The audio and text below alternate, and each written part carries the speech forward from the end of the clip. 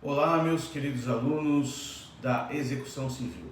Espero que todos estejam bem e nós estamos aqui hoje gravando uma aula a pedido da coordenação em razão aí da questão do coronavírus, da Covid-19. As aulas foram suspensas e para que os senhores não percam o conteúdo do que nós estamos estudando, nós viemos aqui trazer as principais informações do que falaremos na nossa próxima aula da quarta-feira, agora dia 18 de março de 2020, ok? Bom, como estamos conversando sobre execução civil, é importante relembrar o que nós já falamos de forma muito sucinta nas aulas passadas. A execução civil, como vocês sabem, ela se divide em duas modalidades básicas: execução propriamente dita, execuções imediatas, ou seja, aquelas que vão ter um processo autônomo, aquelas que vão ser processadas independentemente de um processo de conhecimento, que são as imediatas, sem o I, ok? Começa lá no artigo 771 do Código de Processo Civil. E as execuções imediatas, que são aquelas que dão sequência a um processo de conhecimento, seria uma segunda fase do processo de conhecimento, que também são chamadas de cumprimento de sentença.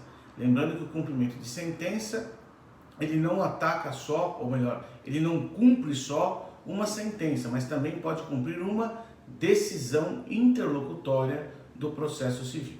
Então é importante lembrar essas duas modalidades de processo de execução, onde uma independe do processo de conhecimento, 771 e seguintes, e a outra vai depender da existência de um processo de conhecimento.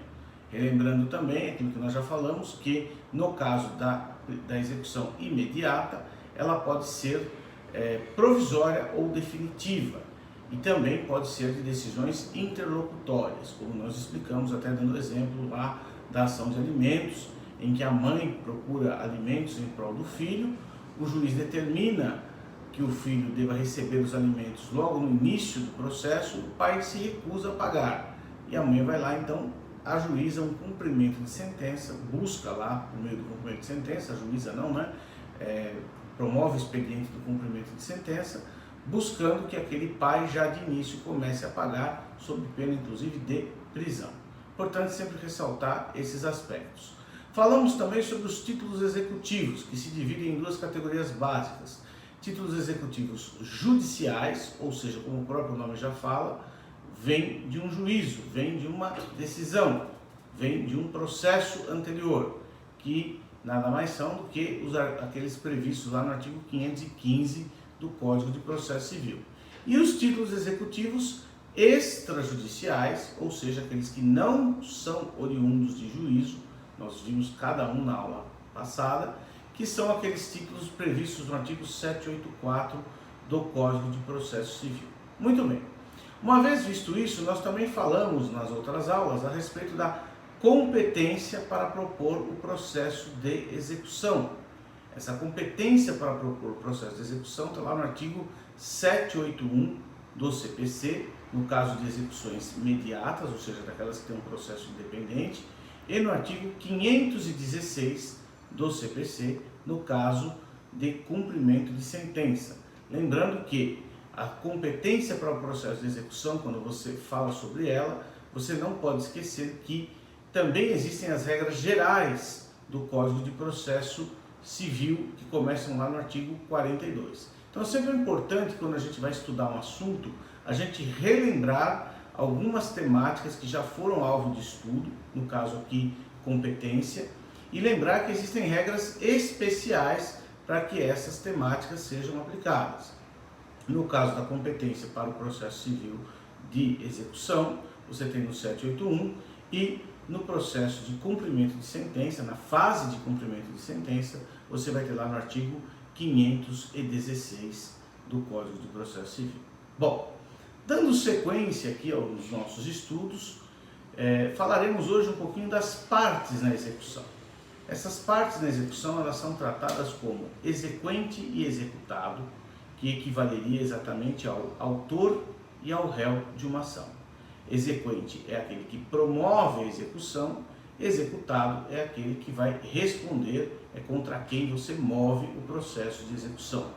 No caso aqui, esse modo de falar, essa terminologia exequente executado, ela não será utilizada apenas nas execuções imediatas do artigo 771 em diante.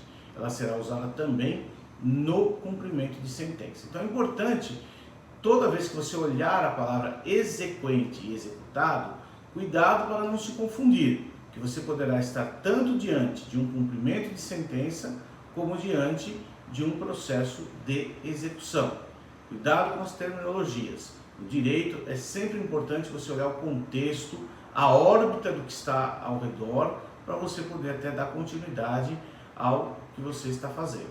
Então, não é porque é exequente executado que será uma execução, e nem será um cumprimento de sentença, poderá ser um ou outro. Há uma importante informação sobre isso, que nós até falamos em outras aulas. O processo de execução, como ele é um processo também autônomo, muitas vezes ele vai se valer em algum momento de alguma regra que não está prevista nele, mas que está lá no processo de conhecimento. Da mesma forma que a fase de cumprimento de sentença, quando não tiver uma regra própria sobre um determinado assunto, diante da fungibilidade, ou seja, do empréstimo, né, o processo de cumprimento vai pegar lá a regra do processo de execução. Então, eles vão estar sempre se combinando ali, quando um for ausente numa coisa, o outro vai trazer essa resposta em relação à execução, ok? Bom, quem serão os credores ou exequentes e quem serão os devedores ou executados?